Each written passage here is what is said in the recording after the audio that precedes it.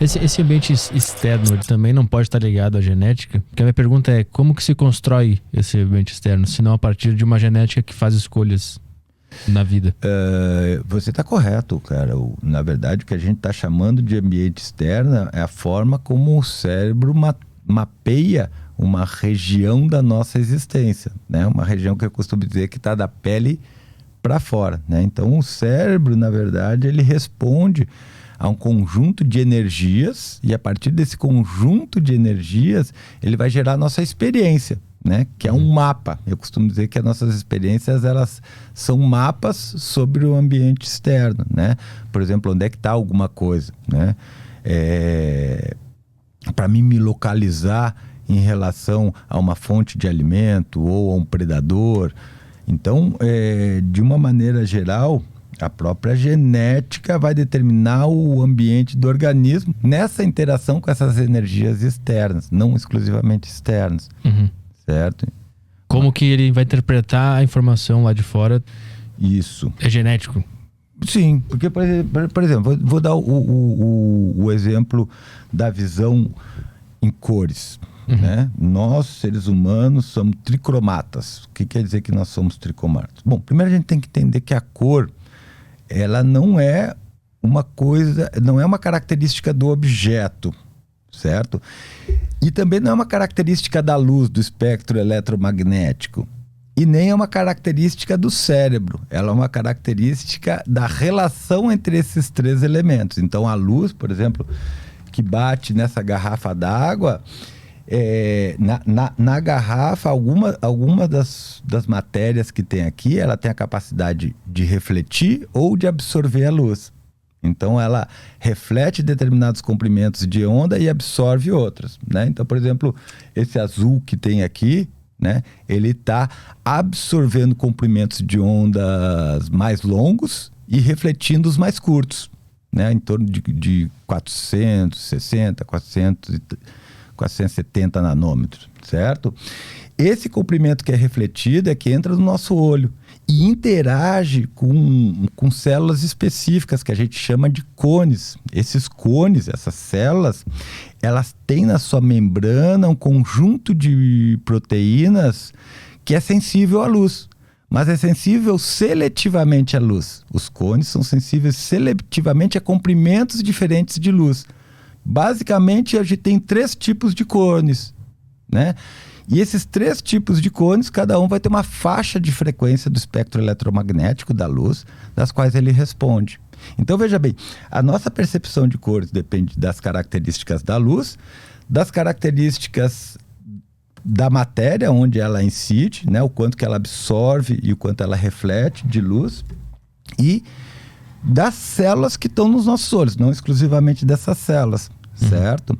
Então, essas células vão mapear e vão dizer, olha, a luz que está sendo refletida aqui está em torno de 460 nanômetros. Por quê? Porque está acionando os cones que são sensíveis a essa frequência de onda. Essa informação, então, ela vai despolarizar, na verdade, ela vai despolarizar esses cones, certo? E vai promover um potencial de ação, né? E esse potencial de ação vai enviar a informação para o nosso cérebro. Então a gente nunca vai saber a realidade de verdade, sempre a realidade que o nosso cérebro criou. A realidade só existe no cérebro, não existe fora da gente. Fora da gente existe um conjunto energético com o qual nós nos relacionamos. Olha só que interessante isso, eu falei dos cones, né? Mas olha só que interessante isso. Nós temos um outro conjunto de células nos olhos que são fotorreceptores também, que a gente chama de bastonetes. Os bastonetes, eles estão ligados ao que a gente costuma chamar de visão noturna. Eles têm um processo de adaptação, certo? E por conta disso, quando tem muita iluminação, os bastonetes, eles hiperpolarizam, ou seja, eles desensibilizam.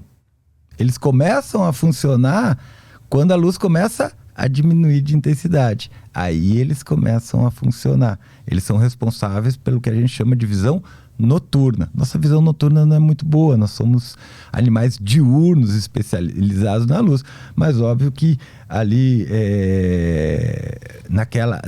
naquele período crepuscular a gente precisa ainda da visão, nós não orientamos bastante para a visão, e aí a gente precisa de uma visão diferente daquela que a gente usa durante o dia, né?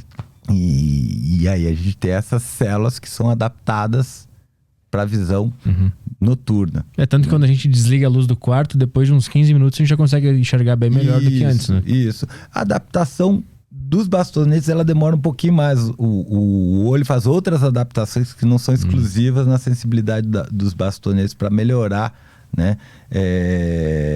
Para melhorar a incidência da luz dentro da retina. Né? Então, se o nosso sistema fosse diferente de como ele é agora, a gente ia enxergar a realidade de uma maneira totalmente diferente. Sim, também. Perfeito. Pássaros, répteis enxergam coisas que a gente não pode ver, porque são fontes importantes para eles de alimentos, são fontes importantes para eles para evitar predadores ou determinadas situações.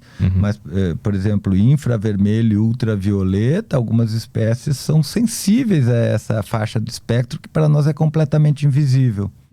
Então, a gente...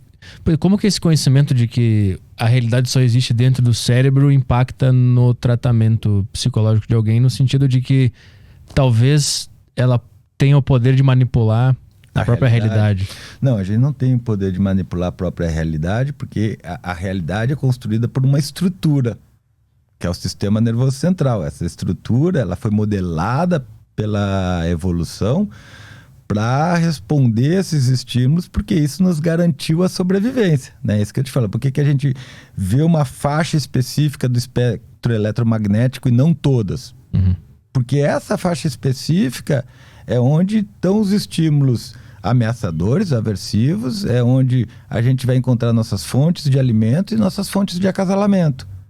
Então, fora disso, eu não preciso identificar mais nada, porque isso não mantém, não garante a minha sobrevivência, né? A gente pensa, mas por que eu não posso enxergar tudo? Raio-X, raio ultravioleta, radiação cósmica.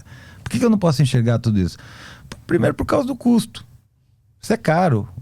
O organismo gasta energia, então a tendência é que a natureza seja econômica, né? Ela vai manter aquilo, que é importante para a sobrevivência, né? Ou ela vai, de certa forma, que a gente diz, adequar o organismo àquele espaço do ambiente que ele está vivendo, aquele nicho específico que ele se encontra, né? Então, a nossa realidade, ela não é mutável assim. Quer dizer, ela é relativamente mutável. Por exemplo, se você tomar uma droga, né, você pode ter alucinações. Alucinações é uma realidade produzida pelo cérebro que não é consensual. Ou seja, só eu tenho acesso àquela realidade, né? Então, o cérebro é capaz de mudar essa realidade, mas não no sentido de, por exemplo, que a gente possa, sei lá, atravessar uma parede, né? Sim. Vamos pensar assim. Existe todo um componente energético que o cérebro cria um mapa, né? A nossa experiência, é isso que eu estou falando, nossa experiência é um mapeamento, né? Por exemplo, você está ouvindo minha voz? Não, você não está ouvindo voz. Você está ouvindo vibrações das camadas de ar, certo? O som é essas ondulações, essas vibrações das camadas de ar. Nós temos uma estrutura específica que reage a isso e interpreta esses estímulos lá no cérebro como som, certo? Tem faixas de frequência dessas vibrações que a gente não ouve, mas que outros animais ouvem, né? Então, quando eu falo que é um mapa, é nesse sentido. O que eu digo é que a nossa experiência e a nossa experiência com a realidade, ela é efetivamente construída pelo cérebro, certo? Então isso é muito importante, não é que o cérebro cria alguma coisa do nada. Ele está num ambiente, ele vai mapear esse ambiente de acordo com as necessidades e as características estruturais do organismo.